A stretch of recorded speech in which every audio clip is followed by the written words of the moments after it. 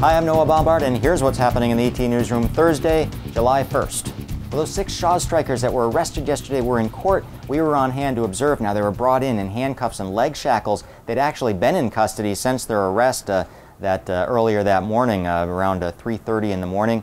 And the details about that arrest and about the incident that happened are beginning to come out. Now, we're getting 2 sides of the story, one from the police officers and one from the strikers. Now, the strikers say they were doing just what they always do, walking the picket line, holding their signs, shouting some slogans at the drivers. They say they didn't get a warning before they were arrested. They said some of the officers just came up behind him. One guy said they knocked his coffee out of his hand, grabbed his sign, cuffed him, and hauled him off. Now, police tell a different story. They say shortly after midnight when they arrived, there were more than 200 strikers out there at one point between midnight and 3:30 a.m. They said that at one point the strikers actually began trying to form a human chain to block some of the trucks from getting in. They said they did warn them, and that when they didn't move quickly enough, they decided that the situation was beginning to escalate and they needed to make some arrests.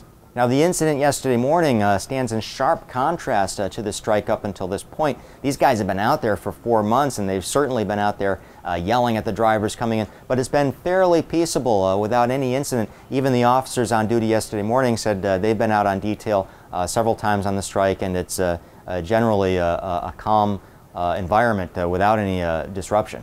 Now, after the incident yesterday morning, police are actually ramping up their patrols out there, and this is coming at a time when Methuen police actually have faced cutbacks. A lot of them are on furlough right now. However, Shaw's actually is footing the bill for these increased patrols, so they aren't coming out of Methuen taxpayers' pockets, but we will have more police officers out there as the strike continues. Well, we're going to keep a close eye on these developing stories. Just a reminder, you can find all this content and a lot more at Eagle-Tribune.com right now.